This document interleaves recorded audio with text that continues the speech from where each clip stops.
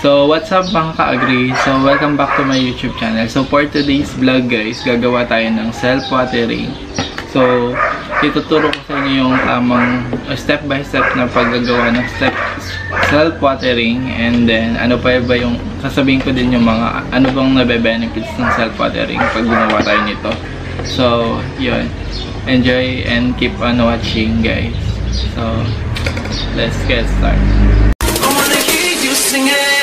Mama, don't stress your mind. We coming home tonight. So, mga kakailanganin natin guys is cutter, scissor, gunting, plastic bottle, tapos tela. Tapos, syempre, yung lupa at saka punla. So, first guys, may bottle tayo. Hatiin lang natin siya sa gitna. So, yan. Gupitin na natin siya.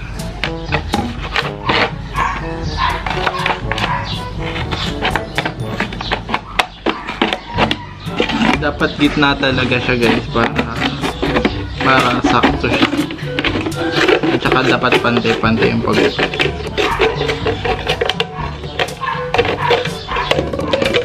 So naputol na natin siya.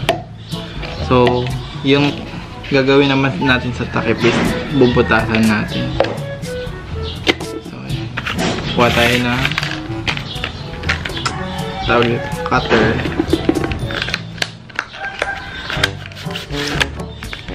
So ayan yung cutter.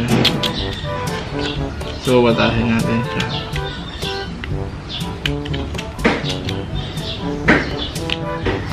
So ayan. Okay, butas na. Dapat nakabutas ng malaki to. Kasi dito nyo magagamit yung self-water siya. Okay.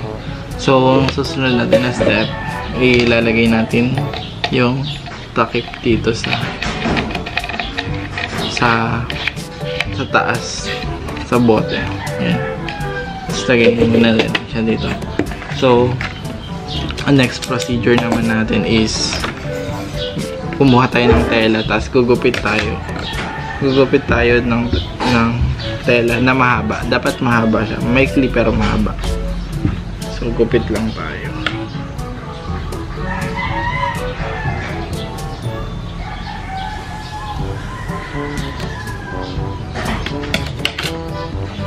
Siguro pwede na to. Guys, kahit anong palang klaseng tela, basta tela lang. Basta pwede yung tela ng damit, pwedeng kutsyon. So yan. Yan. Dapat mayroon tayong habang ganito. Dapat alam natin. Kaya i-sustain ito sa atin. So dapat ganyan kataas.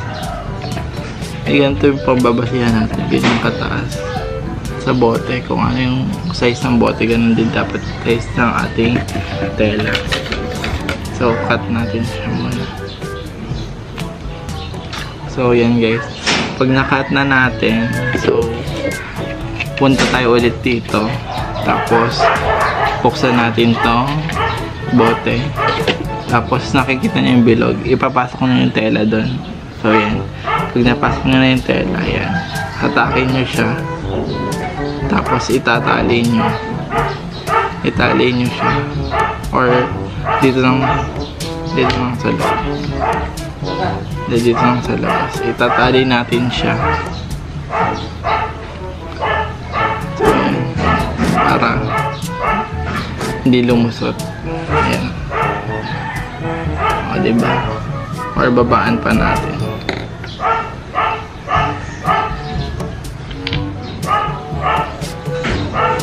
Madali lang gumawa nito guys. So yan.